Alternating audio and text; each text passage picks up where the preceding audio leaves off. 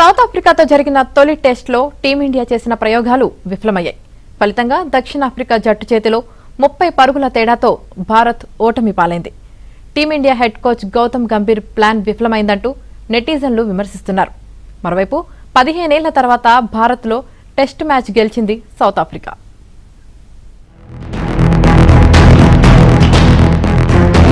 కోల్కతాలో దక్షిణాఫ్రికాతో జరిగిన తొలి టెస్టులో భారత్ ఓడిపోయింది. 30 రన్స్ తేడాతో సౌత్ ఆఫ్రికా గెలిచింది. 124 పరుగుల లక్ష్యంతో బరిలోకి దిగిన టీమిండియా రెండో ఇన్నింగ్స్లో 93 పరుగులకి ఆలౌట్ అయింది. జైస్వాల్ డకౌట్ అయ్యాడు. వాషింగ్టన్ సుందర్, అక్షర్ పటేల్ తప్ప మిగతా వారెవరూ రాణించలేదు.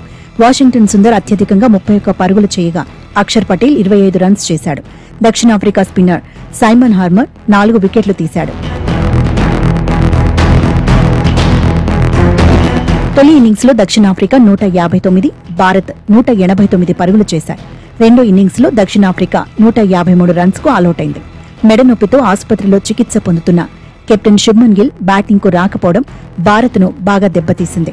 15 ఏళ్ల తర్వాత భారత్లో దక్షిణాఫ్రికా టెస్ట్ మ్యాచ్ గెలవడం విశేషం. రెండు ఇన్నింగ్స్ల్లో కలిపి 8 వికెట్లు పడగొట్టిన South Africa spinner Harmer player of the మ్యాచ్గా ఎంపికయ్యాడు. తొలి టెస్టులో టీమిండియా చేసిన కొన్ని ప్రయోగాలపై విమర్శలు వ్యక్తమవుతున్నాయి. బ్యాటింగ్ ఆర్డర్లో ప్రయోగాలు చేసింది.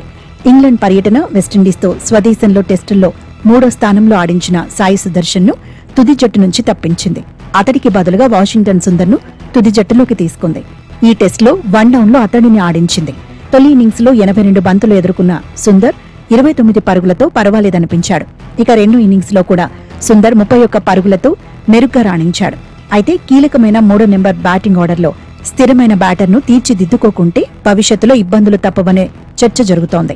ఇక దక్షిణాఫ్రికా జట్టు విధించిన 124 పరుగుల లక్ష్యాన్ని ఛేదించే క్రమంలో ఓపెనర్లు యశస్వి జైస్వాల్ డకౌట్ అయ్యాడు. కేఎల్ రాహుల్ ఒకే ఒక్క రన్తో పూర్తిగా ఫెయిల్ అయ్యాడు. ఈ మ్యాచ్లో హెడ్ కోచ్ గౌతమ్ గంభీర్ చేసిన మరో ప్రయోగం కూడా విఫలమైంది. కెప్టెన్ శుభ్మన్ గిల్ మెడనొప్పి కారణంగా మ్యాచ్కు దూరం కాగా అతడి స్థానంలో ధ్రువ్ జురేల్ను ప్రమోట్ చేశాడు. అయితే కాసేపు క్రీజులో నిలబడ్డ జురేల్ మంచి స్కోర్ చేయలేకపోయాడు. 34 బంతులు ఎదుర్కొని 13 పరుగులే చేసి అవుట్ అయ్యాడు. ఇక 5వ నెంబర్ బ్యాటర్ రిషబ్ పంత్ 13 బంతుల్లో కేవలం 2 పరుగులు చేసి పెవిలియన్ చేరాడు. ధ్రువ్ రిషబ్ రూపంలో గంభీర్ చేసిన ప్రయోగం విఫలమైందని క్రీడా నిపుణులు అంటున్నారు. మొత్తం మీద కొత్త ప్రయోగాలు భారత్ కొంప ముంచాయని చెప్పొచ్చు. మరోవైపు తొలి ఇన్నింగ్స్ సందర్భంగా దక్షిణాఫ్రికా కెప్టెన్ బౌమాను ఉద్దేశించి బూమ్రా చేసిన వ్యాఖ్యలపై విమర్శలు వ్యక్తమయ్యాయి.